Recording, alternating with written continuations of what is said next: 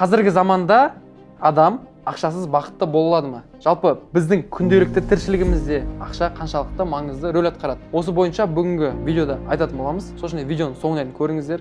Біздің YouTube каналымызға тіркеліп, колокольчикті басып қойыңыздар.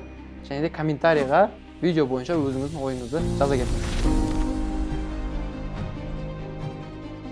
Жалпы мен қазір өмірде байқағаным, көп адамдар ақшаға қатты маңыз бермейді да. Бірақ неге деген менде сұрақ келеді. Қалай? Например, бір адамдар болады, ақша менің өмірімде бір бөлік қана, ол мені бақыт етпейді. Ақша менің өмірімде жаңағыдай дым емес, ақша қолдың кірі деген сияқты сөздер өте көп айтылады. Және де осы адамға біз финансовый қиындыққа тудырсақ, ол адам бірінші очередьте ақша үшін любой затты істеп кетеді да. Қара жұмыс болсын, біреудің ақысына кіру болсын, кез келген затты істеп кете береді. Және менде сұрақ та, осы адам үшін ақшаның маңызы қатты ма, қатты емес пе? Бірақ ол өзі мойындамайды. Әрине, адамның өмірінде ақша өте қатты рөл ойнайды. Соны барлығы материя, біз материалдық өмірде, материалды өмірде, физикада материя дейміз, яғни материалды өмірде біз өмір сүріп жатқаннан кейін барлық зат ақшаға тұрады, Мынау түсіріп жатқан камера, осыны монтаждайтын адам, мынау стол, стулья, менің киімім, барлық сіз көріп жатқан интернет, телефоныңыз, барлығы ақшадан тұрады. Қазір сіз қайда қарайсыз, не істейсіз, қай жерге барасыз, барлығы тек қана ақшадан тұрады. Түсіндіре алдым ғой? Яғни біздің өмірімізде ақшаның маңыздылығы 100%, 99 емес 100%. Адам ақшасыз бақытты ала ала ма? Адам ешқашан, мен сіздерге айтайын, ақшасыз бақытты ала алмайды. Неге десеңіз, ақша болмаса өліп қаласың, ақша болмаса сен жақының өліп қалады, ақша болмаса жақыныңа көмектесе алмайсың, сен тамақ аласың, тамақ жейсің, сен өзіңнің отбасыңды асырайсың. Қаншама адамды бақытты ете аласың ақшаның арқасында. Сөйтіп сен өзіңде бақытыңды ала аласың да. Яғни ақшасыз адам бақытты бола алмайды. Жалпы менің өзімнің философиям, өмірде адам бақытты болу үшін еркін болу керек та. Яғни еркін адам ғана ол бақытты бола алады. Еркін адам дегеніміз қандай? Еркін адам дегеніміз ол финансовый, яғни қаржылай еркін адам. Ол кез келген жерді сатып ала алады, кез келген жерге барғанда. Қалаған үйін сатып ала алады, қалаған машинасын сатып ала алады, қалаған елге саяхатқа шыға алады. Яғни еркін адам. Ол менталды тұрғыда еркін адам.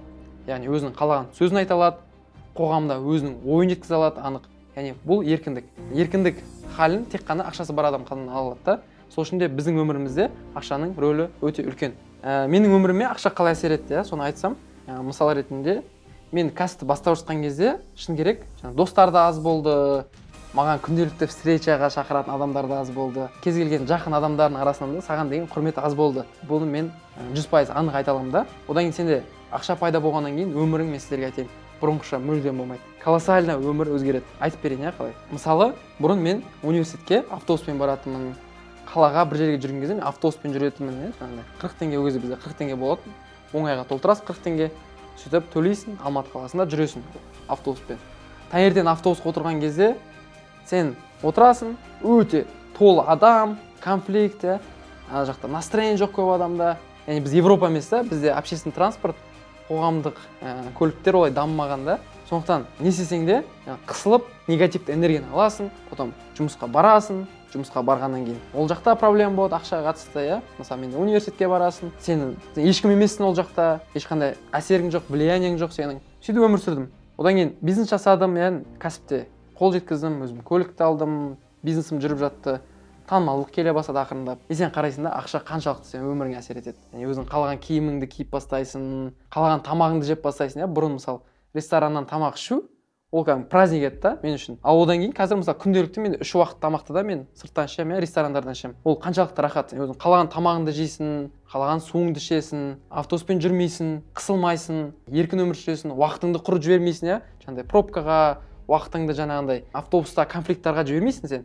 Бүкіл фокус өзіңде, айналаны көресің, табиғатты көресің, яғни әлемді реально танып бастайсың. Путешествовать етесің, саяхаттаған кезде сен жаңа елді көресің, жаңа жерді көресің, жаңа адамдармен танысасың.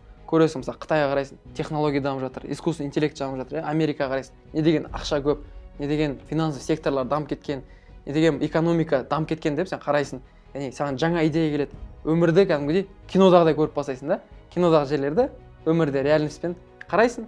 Сен өте керемет сезім, қайталанбас сезім, бақыт сезімі келеді да. Бұл затты маған әперген, реально, ол менің еңбегім, ал еңбектің артында оның жемісі ақшада. Ақшаның арқасында осы заттарға қол жеткіздім. Мен шыны керек, мысалы, қазір маған өте қиынды, мысалы, таңертең тұрып, мысалға, айына 200 000 теңге, 300 000 теңге төлейтін жұмысқа таңертең ерте тұрып, суықта, қыста, ұйқымды бөліп, остановкада тұрып, автобусты 20 минут күтіп, остановкаға дейін 10 минут бару, 20 минут автобус күту, автобусқа міну, 2 пересадкамен жұмысқа бару сағат 9-да, 9-дан сағат 7-8-ге дейін кәдімгідей ұнамайтын жұмыспен айналысу, шаршап, кешке тура сонымен пробкамен суықта қайттан қайту и кешке келіп ешқандай энергиясы ұйықтау. Бұл зат мен сіздерге айтайыншы, өте жаман да, бұл цикл бітпейді ешқашан. Яғни сіз ойласаңыз, бүгін бұл зат бітеді, бір күні бұл зат жүкішті болып кетеді десеңіз, бітпейді. Жауапкершілікті өзімізге алуымыз керек та біз. Тек қана өзіміз жауапкершілік алған кезде, сіз хоть осы циклда жүрсеңіз де, кешке келіп телевизор көрмеуіңіз керек та сіз. Кешке келіп кәсіпті көріңіз, подкасттар көріңіз, күнделікті әсер етеді сізге. Кітабыңызды оқыңыз, маркетингті зерттеңіз. Қазір телефон, TikTok, Instagram арқылы ақша табу слишком оңай да. Қаншама адам тауып жатыр. Искусственный интеллект арқылы тауып жатыр, TikTok арқылы тауып жатыр, Instagram арқылы товар сатып тауып жатыр, өзінің услугасын сатып қаншама адам тауып жатыр. Яғни үйде отырып ақша тауып жатыр да көп адамдар. Ненің әсері? Әрине ол күнделікті дамудың әсері да. Сол үшін мен сізге айтсам, осы циклда жүрсеңіз, бір уақыт тоқтаңыз да, ойланыңыз. Бірден жұмыстан шығып кет деп айтпаймын, потому что сіз бүгін шығып кетсеңіз, ертең аш қаласыз. Күнделікті просто жұмыстан келіп, хотя бы 30-40 минутыңызды күнде бөле беріңіз.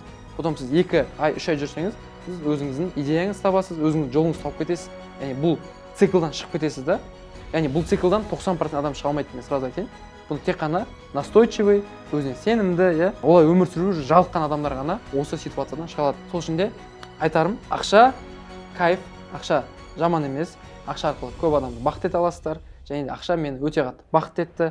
Бұл көп адамдар исламның тұсынан қарауы мүмкін. Мен оқырмандарым көп мұсылман болған соң айтады, және мүмкін сен дүниеқор болып кеттің, немесе жүрек дүниеге кіріп кетті деген сияқты зат айтады.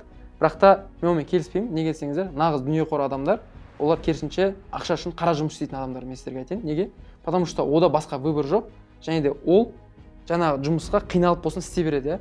Ал мен ойымша ақшасы бар адамдар өте добрый. Қайырымдылық істейтіндер ақшасы барлар, зекет төлейтіндер ақшасы барлар, исламда да айтып қойған затты. Негізі біз білеміз, что әлсіз мұсылманнан қарағанда мықты мұсылман Құдайға жақынырақ. Сол үшін мен сіздерге айтарым, мен ешқандай дінге қатысым жоқ адам, просто айтарым, егер де сіз діннің көзқарасымен сөйтіп ойлап келсеңіз, ол қате.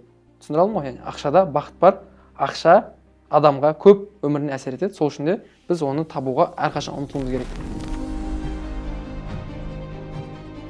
Егер де мен бүгін ақшаның құндылығын сіздерге видеода түсіндіре алсам, онда өздеріңіз ойларыңызды жазып кетіңіздер, келіссеңіздер келісем деңіздер, келіспесеңіздер келіспеймін деп жазып кетіңіздер, каналымызға тіркеліңіздер, және де келесі видеода көрсеткен шығармын.